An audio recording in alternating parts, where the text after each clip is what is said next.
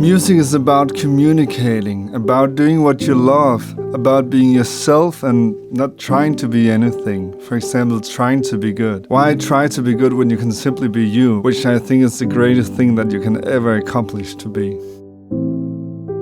Imagine a conversation with a good friend. He's not trying to be a good friend, he simply just is. He cares, he listens and naturally responds to what you're talking about. Let's imagine that we put up a mirror between you and your good friend.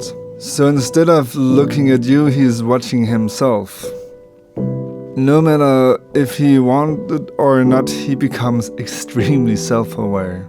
Of course, unless he's used to this situation. Perhaps he is starting to think about his facial expressions and maybe even try to be the best version of himself, because when you suddenly see yourself, it's weird not just to be. Maybe saying the things that would make him seem to be the most interesting, or saying what he thinks that you will like to hear.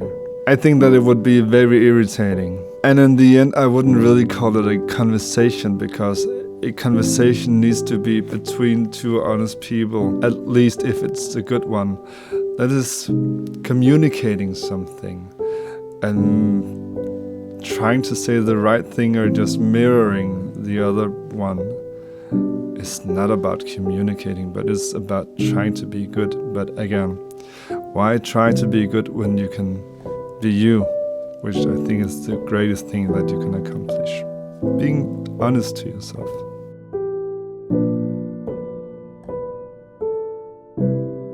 Creating and recording music is about letting go.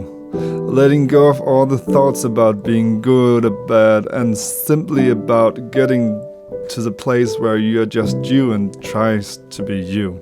It's about accepting that you are as you are, so that people that listens to your music can get a feeling of who you are and understand what you're communicating. When I record singers, including myself, I try to take off the cover, take off the blanket and just try to make the singers be them. Make them forget about their laundry, their pitch, about all the thoughts that happens in their mind. What is good, what is bad. I really just try to make space for them to be, and because when they are them, they have something that I want. They have their stories, and that's what I would like to hear.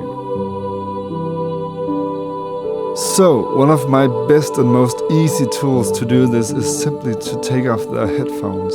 So what I do is I let them keep one ear pad on, and then I mute them in the monitor mix, so they have to listen to themselves how they sound natural, how they are used to listen to themselves since they were born. Now they are not emphasized, and they are not able to listen to themselves and listen to how they sound, if they pitch correctly or whatever. And that means that they just need to sing. And if they only sing and don't think, what happens? What I experience is that it starts to sound like who they are. So my goal is accomplished. For me, I'm taking down the mirror. For me, I'm making them less self-aware and taking them to the sounds that they are normally used to. Are you used to listen to yourself through a microphone? I'm not. I have had microphones since I was a small kid, and I have listened to myself through the headphones for a long time. But still, most of my time I spent listening to how I sound in the room. And therefore, it's just the most natural thing for me to sing with only one headphone on. Maybe it doesn't sound like a million in the beginning because you're used to being able to pitch better and having more control in some way. But I think it's just because you need to rehearse some more if it doesn't sound good. Because when you're pitch correcting while you're singing, that means that your brain is trying to figure out how to make your pitch good because you're listening to it. But when you start to just sing, your expression becomes so much louder. It's like often what happens is that I can hear the persons, and if they are a bit off, it doesn't matter because it just feels natural and strong for them. And when I am as a listener listens back to the takes, even though they are a bit low, it doesn't matter. But the other option is simply to do it a lot of time and get used to it and make the take that's the perfect take.